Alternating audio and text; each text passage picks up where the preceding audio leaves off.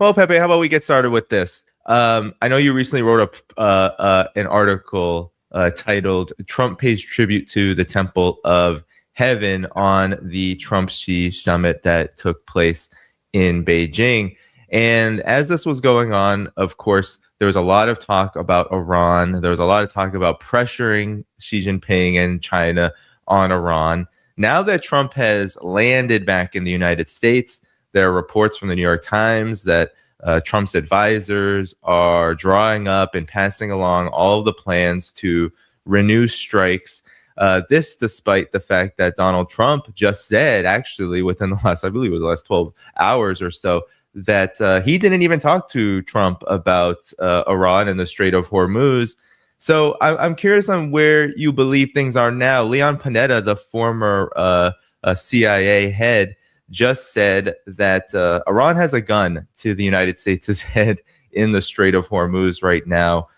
There's moves to make the Strait of Hormuz toll into a service fee that's just simply going to be rolled into the daily ongoing machinations of their new mechanism.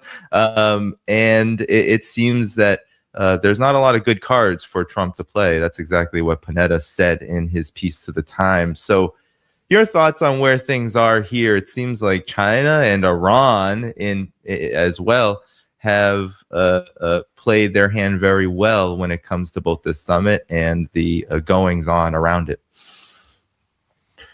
Well, Danny, this is all so boring.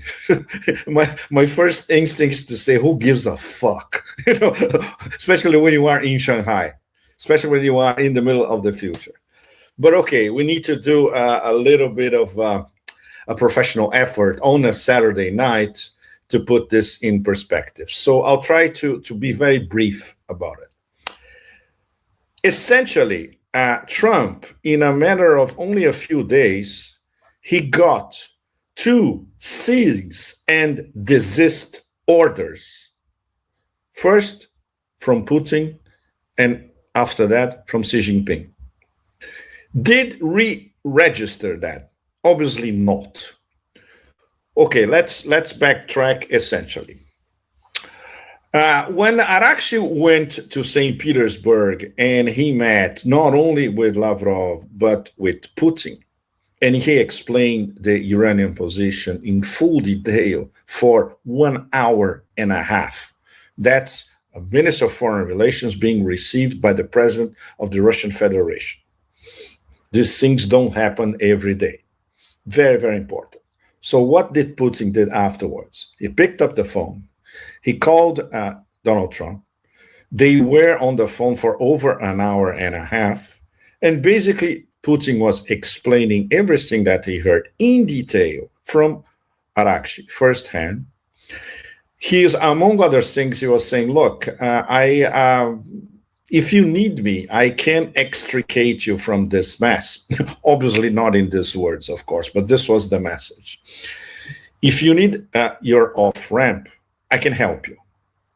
And I can help you to be the mediator with Iran. But, and that was the first cease and desist order, don't try to do anything funny in terms of renewal of the war, a new bombing campaign, bombing a civilian infrastructure in Iran, not to mention some sort of ground operation. Obviously, Trump didn't register. So what happened this week in Beijing was part 2. Very, very important. Before, while on Thursday, Xi and Trump were discussing, that was the start in New Delhi of the BRICS foreign ministers meeting, which, to give you the short version, Danny and all of you, the audience, was a major disaster. It was bad. Yes, chaos. It was as bad as it can get. And it pains all of us who have been following BRICS in detail for years, and of course, staking our professional reputation on BRICS as the future in terms of the multilateral organization of the future. And I have to repeat this over and over again. BRICS remains in a coma. And it was not this meeting in Delhi that resuscitated BRICS. Lavrov was, I would say, uncharacteristically almost like retracting himself from what happened. He was almost somber in what he said. There was not a joint statement. There was only a statement released by the chair, India. And guess what Modi was doing immediately after this summit in Delhi? He is doing a tour that started in the Arab world and will go to Europe, and struck a closer partnership with the Emirates, which, by the way, for all practical purposes, is at war against Iran. And a big reason why there was this chaos at the summit, because, exactly. And these are two full BRICS members. So I'm sure all of you can imagine the atmosphere at that table in Delhi when you had foreign minister of Iran and the foreign minister of the Emirates face to face. And it was almost coming to blows territory. And obviously, who was doing the mediation? Essentially Lavrov, because of very good relations with both sides. Wang Yi, was he in Delhi? No, because the most important thing was to be side by side with Xi in Beijing, in front of the American delegate, Trump and the American delegation, because of the several messages concerning Iran that came from Xi. Very, very sophisticated and articulated, but quite direct. And even considering that they were more or less, oh my God, the Emperor of Barbaria is here, we have to appease him a little bit, even if he came here to pay tribute. Because the whole purpose of this trip, it was back to old dynastic China. This was the Emperor of Barbaria and his over $10 trillion CEOs coming to Beijing with their hands like this and asking favors from the big panda himself. This is the headline of this trip. And I use Temple of Heaven in my column with several ironic overtones. I'm sure many of you have seen the official tourist photo of Xi Jinping and Trump in front of the Temple of Heaven. So he was given the courtesy, allowed to enter the Temple of Heaven in more metaphorical ways than one. And of course, he received a masterclass in civilization from the moment he stepped foot on Beijing soil, including that fantastic private tour of the Zhonghanai, which is true. And Xi Jinping said that not many people come here. And this is from the time of Deng Xiaoping. But he said, yes, but Putin was here. And obviously, Xi Jinping did the full tour for Putin. But especially, showing those trees.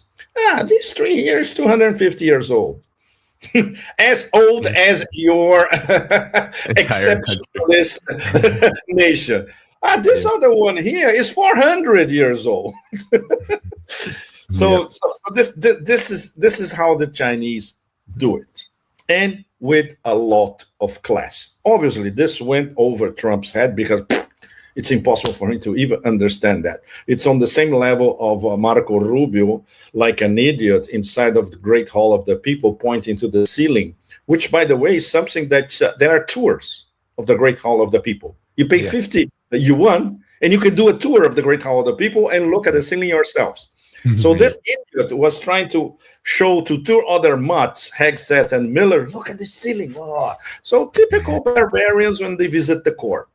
So the cultural humiliation of these Americans in Beijing was something for the whole world to watch. And everybody watched it, most of it. Anyway, The cease and desist order was in many levels coming from Xi. Without saying it that they have a strategic partnership with Iran, which they do, by the way, and without saying it that the Strait of Hormuz for China is open, because this is a government-to-government deal, and Chinese tankers can go back and forth in the Strait of Hormuz with no problem whatsoever.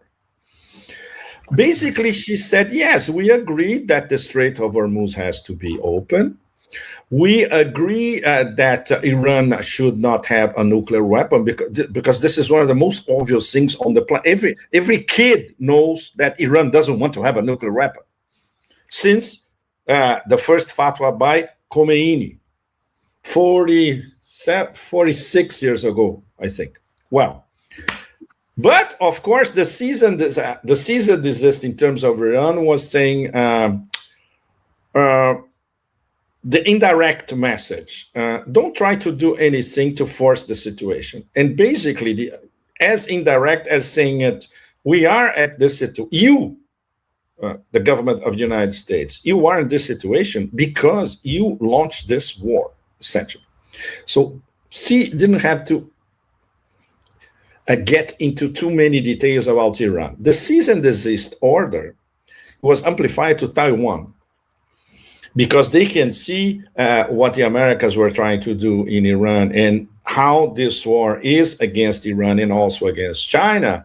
And in the future, this can go through another choke point, Malacca, and then reach the South China Sea, and of course, reach Taiwan.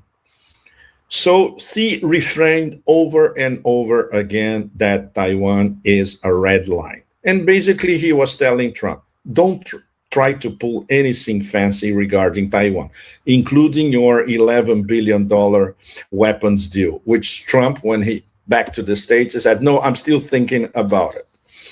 Yeah. So did Trump assimilate these sequential warnings by Putin and by Xi these past few days? I think we all have more or less the answer. No? Not really. And do the Chinese and do the Russians care? No. Guess who's going to be in Beijing this Tuesday? Vladimir Putin. Yep. On an official visit. Do you think this is one of those coincidences falling out of the Temple of Heaven? No. This was meticulously prepared because now Putin will listen from Xi face to face exactly what Xi and Trump discussed in Beijing. So what all of these triangulations between the interlocking strategic partnerships, Iran, Russia, and China, are telling us is that they are forging their path together. They don't care what the Americans are. Of course, they care to a certain extent in terms of the disturbance of their economies and of the global economy as a whole. But are they intimidated by this new version of American pressure on three different fronts? No, of course not. Because their decisions are interlocked and they discuss this among the three of them over and over again. And all these meetings these past few weeks confirm that. Does Trump understand this? Of course not. Does Trump understand that in metaphorical ways and many more ways than one, he was ritually humiliated, maximum pressure style during this trip, and the Chinese didn't give him anything apart from being treated royally? But that's typical. That's Chinese sophistication and class. That's different. Did he get anything that when you read the transcripts from the White House that they made zillions of deals? No, none of that. If you go to the Chinese Ministry of Commerce, they're not admitting that any deals were made. And in terms of the bunch of CEOs with zillions of trillions of dollars together in market capitalization, we still don't know They may have some crumbs here and there, but Jensen Huang from NVIDIA is not going to get any big crumb. Forget it. He's having a good time, though. I'm sorry? He's having a good time. Exactly. Elon Musk apparently enjoy his dinner a lot, as we could see in the footage.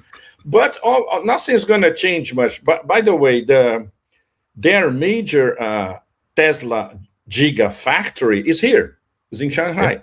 Yeah. Nothing is going to change. So in fact, Musk has to lobby Trump not to slap extra tariffs, because then his business with Tesla in China is going to be in a major disaster.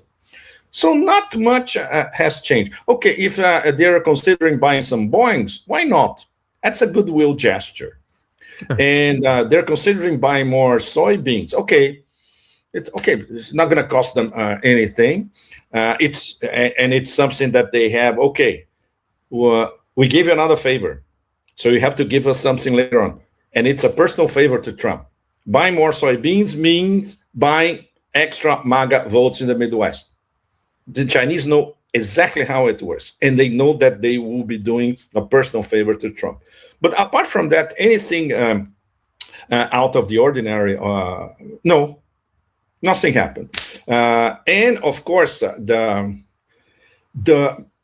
contrast between the sophistication of the reception and the rituals per se, and this American delegation basically behaving like a bunch of hicks. Yes. This yes, like literal barbarians. Literal barbarian. But this was, and here in Asia, Danny, and all of you, but this is the first thing that people all over Asia pay attention. How you cannot lose face in the middle of pomp and circumstance or behave like a barbarian, which is exactly what happened. And some extra details which are quite telling. At the state dinner, in each table, there was a mix of Americans and Chinese sitting at the same table. Did you see any of the Americans even trying to make an effort to strike conversations with, and these people who were at the state dinner, this is the top of the top of the top of the Chinese leadership and also business. No. Trump and his people wouldn't even use translators. First of all, they're translating devices, and there are people there ready to translate, and they wouldn't. You're right, Danny. And even if they needed translators, there were zillions of translators in the room. Very, very easy. And of course, many of these Chinese officials, they speak quite decent English. But the Americans, they were huddled like in a little club from the provinces. They didn't even try. They didn't even try to network, to work the room, to talk to their Chinese counterparts. Nothing. So, as more provincial than that, I cannot see it anywhere. And it was a very telling spectacle for everyone. Yeah. They don't even know what they're doing. It's too much. No, it's over there. It's not their pay grade. It's way above. They don't qualify. So it's no wonder that there was nothing that happened but in terms of how China is engineering itself to be at the absolute center and heart of the drive towards a multipolar world and bypassing the Americas in each and every corner, this has been more than clear this past few days. And having the president of the United States and the president of the Russian Federation coming to Beijing to talk to the big panda in the interval of 5 days, that seals the deal. Yeah. Well, the Pakistan question is very interesting, given that CPEC is very big, China-Pakistan Economic Corridor, and what Pakistan has already done to ease the the relative pain of the blockade for Iran with the land routes and it being very public, right? I mean, it's one thing for that just to exist, but it's another thing for it to be a very public showing and Pakistan not complaining about it, unlike what we've seen with the UAE, which the UAE may vary with the Emirates may very well further diminish not just the U.S.'s position, but also any of these monarchies that want to hedge too far to the U.S.-Israeli camp, in that now the UAE is complaining. I don't know if you saw this, complaining that Israel has leaked all of the secrets of their canoodling and planning and all of this meetings, a secret meeting from Netanyahu to broker this war. Now we're hearing rumblings that a lot of these monarchies are not happy with the UAE, and this could. Saudi Arabia is not happy. Kuwait, for whatever that's worth, is not happy, and they're not loving any kind of mending of ties, especially Saudi and UAE, which are very bad already. But they're not loving what the UAE is doing. So this.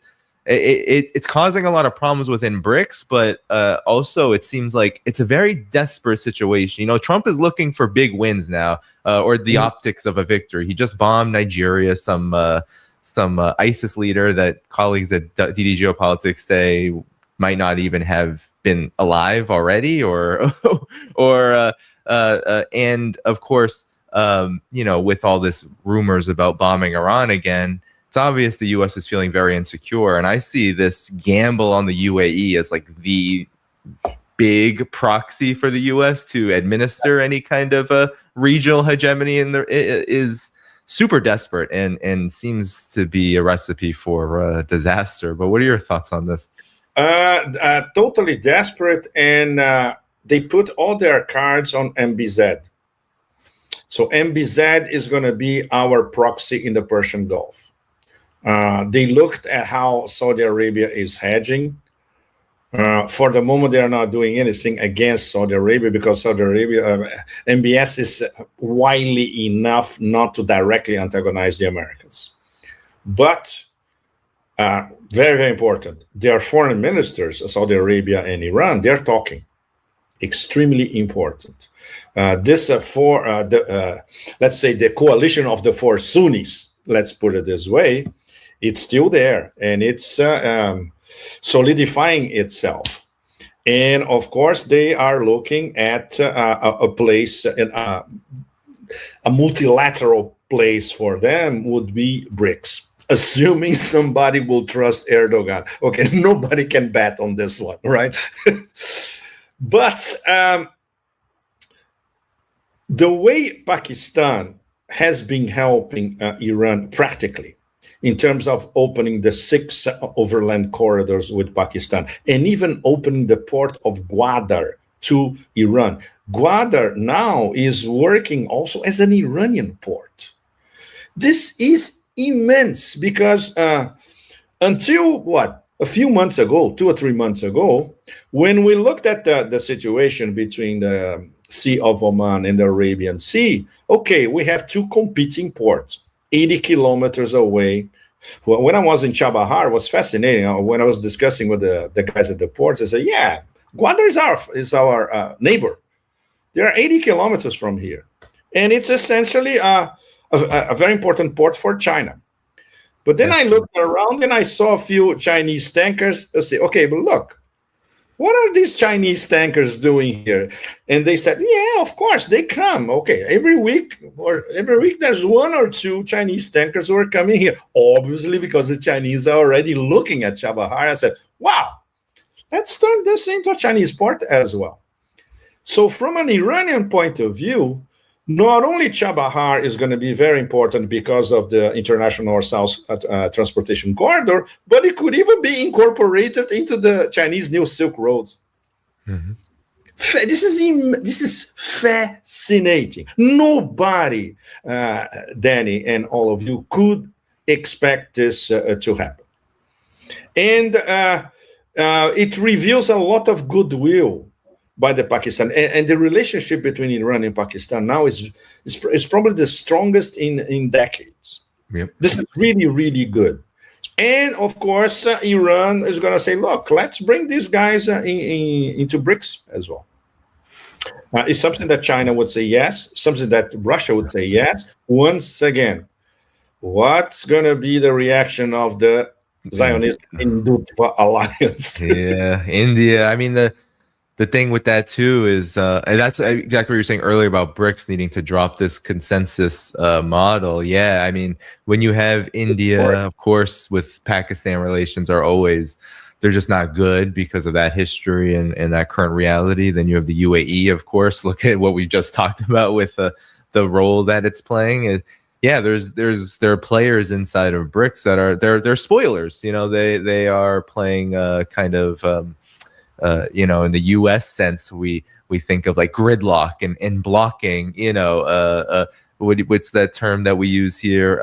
Filibustering, right? Like no one's giving a 23-hour speech or sitting at the podium for 23 hours, but they're trying to do the similar thing, which is to block any of this kind of progress. And Pepe, during this period of hostilities and war on Iran, I mean, the way Iran has been speaking about Pakistan, and even the way Iran has behaved at the goodwill, like Iran has likely engaged in more talks than they've wanted to with the United States, in large part because they want to be respectful to Pakistan playing this role as mediator, because it gives Pakistan a lot of prestige, and it elevates its role in the world. And I think Iran sees that as a very good thing too.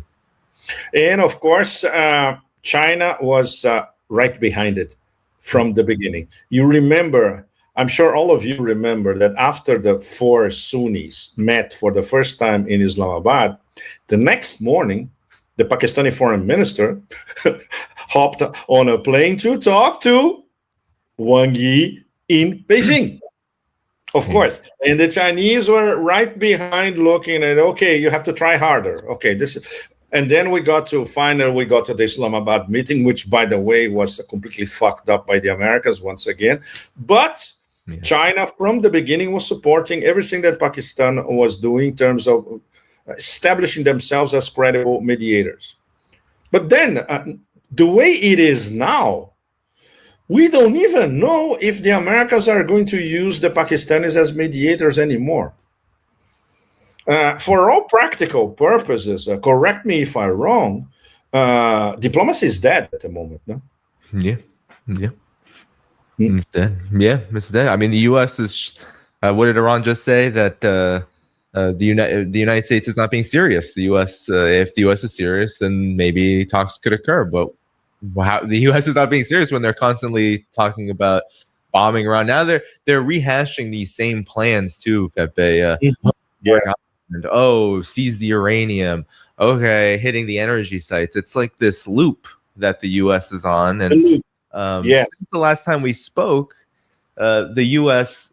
Now, if anyone who pays attention to what the warmongers are saying, where we have the Center for Strategic International Studies talking about how the U.S. is completely attrited militarily, and then you had Robert Kagan, the top neocon of the Project for a New American Century, outline in a piece in the Atlantic of all places, one of the top neocon rags at this point, about how the U.S. has lost. And it wasn't to push like John Bolton has been pushing for more bombings. It was to push for maybe the U.S. needs to think long and hard about how it moves now after all that's transpired, which Robert Kagan said has been a big blow, has been a checkmate for Iran. I mean, this is a different reality. I mean, this is a different reality the U.S. is now having to contend with. But your reactions to this, because it seems like this is playing a heavy weight on the empire of chaos's shoulders.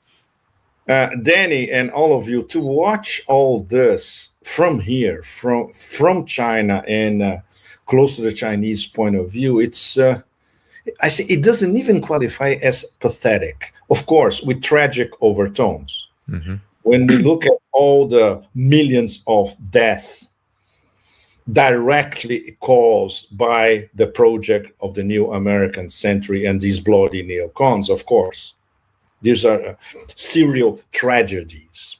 But the way they are now scurrying away like rats because the plans, all their elaborate plans, collapsed like the end without the Doors soundtrack. And we have this guy married to the woman who basically organized Maidan in 2014. This guy who used to be an idol of Barack Obama, who used to parade in Washington carrying Kagan's books. But there's another agenda on it, Danny. There's another agenda on it. Basically, they need to reformulate their plans for the forever war against Islam as a whole, not only against Iran. So they are still thinking how they're going to do that. So this may be, let's say, a temporary act of contrition, but never forget, these people don't do contrition. These people are killers. They are very, very dangerous. And they want to come up with something else, and they still don't have it in their hands. They know that this current war, at least those with an IQ over 50, like Kagan, they see the strategic defeat because it's obvious for a 5-year-old already. But, okay, how do we reformulate the project for the new lost American center? They will never give up. No. Never give up. So we should take this act of false contrition with, I would say, barrels of salt. Yeah. Yeah, I mean, it appears, there was a narrative, Pepe, I don't know if you saw in all of the Western mainstream media covering the Xi-Trump summit, talk about China buying time. China's buying time. China, in large part, I see it's the opposite. It's like China's having a good time. I don't know. Like when I was there, I was just there middle of April. It's like, China's having a good time. Like people are living life normally. Their lives are getting better. All the things that I see often every time I go to China seem to be the same, if not better. So, but for the United States, it seems like that's what the U.S. is kind of doing right now. It's like I think there is some understanding among some of the Pentagon brass that renewing war with Iran will lead to disastrous consequences. And that's why there's this like delay, seems like every other day there's some market manipulation. We're going to bomb. No, we're not going to bomb. We're going to bomb. No, we're not going to bomb. But also with Russia and China and really the rest of this, even Cuba. I don't know if you've seen, there's a lot of hesitations about even Cuba. Robert Gates was just on, I believe it was Fox News, and he said, Cuba, it's not, the only threat is if we destabilize Cuba, and then a lot of Cubans will come here if they collapse. That's the big threat. But he played it off. This is the CIA. I mean, playing it off as maybe not so much. The Republicans in Congress are worried about if Trump pulls a trigger on Cuba because it might not go very well, and elections are 6 months away, less than that. So I think there's a lot of the U.S. buying time here and trying to figure out how do we exactly, as you said, continue on this project of trying to knock out the multipolar world. I don't think they really know right now how to go about that. But what's your thought? They are absolutely clueless. And especially after the masterclass of civilization that they got in Beijing, which was basically a very, very elegant slap on their barbaric faces. Yeah. They will not learn. It's it's inherently impossible, psychologically, culturally. This toxic mix of ignorance and arrogance, which perpetuates itself all the time. It's impossible for them to understand it. And it's not an accident that the president steps back inside Washington and they start talking again. Okay, we need to start bombing Iran again. This is completely nuts. Completely. It proves that nobody understood what Xi Jinping was telling them, obviously, and beyond, and before what Putin was telling them as well. Yeah. Well, the actions of people. No, continue. Sorry. Continue. Yeah. So we all continue. When I say we, in fact, we, the global economy, independence, the global south, and a great deal of the global north as well, we continue to be hostages to these barbarians. And some of them now trying to say, look, it's not exactly what we wanted, the Kagan affair, right? Mm-hmm. Look, Yep. but my perspective at the moment, it's because it's like from another planet. To watch all these American machinations and imperial machinations from China, it's beyond, it's another galaxy, in fact, and they don't care. And that's even better. They are discussing here is how are we going to implement the targets of the 5-year plan, which Oh, starts this year. This is the only thing that they are discussing. I had a business discussion at the Bund Finance Center here. I don't know if you've been there, Danny. It's yeah, I've fantastic. never been to the finance center, but yeah. Absolutely outstanding. And they were saying, look, we really don't care about all we have all these domestic reorganizations in terms of productivity, in terms of incorporating artificial intelligence in every sector of the Chinese economy. But we have to think about, we cannot have zillions of people losing their jobs. How are we going to train these people for next jobs, etc.? So this is what they're thinking about. And when you talk to younger people, I had a striking experience that I'll need time to process. I was talking to a stunningly beautiful young Shanghainese, and she was, and then I asked if her opinion reflects the circles where she goes, or friends, and said, yeah, absolutely. What I'm telling you is what all of us discuss all the time. They think that the government doesn't pay attention to them. This is extremely serious because we are talking about the cultural and business capital of China. So if we have well-informed members of the next generations, in their early 20s now, thinking that the government is not paying attention to them, wow, they're going to have a huge problem ahead. So this internal contradictions, this is something that the Communist Party will have to address seriously. And of course, the business people say, look, there are lots of internal problems in China, but this next 5-year plan, we're going to streamline all that because we'll be paying more attention to what we need to do internally compared to foreign policy. Foreign policy, they know, look, our only problem is those barbarians in the US, but we know how to manage them from afar, as long as they don't come here to make trouble. And that's exactly what essentially Xi said to Trumping. Right. Taiwan is an absolute red line. Don't even think of doing anything about it. That's it. The rest is okay because they have excellent relations all across the global south. So even with the Europeans, they know the Europeans need China, so they're not worried. Their foreign policy is, it's a steady drive.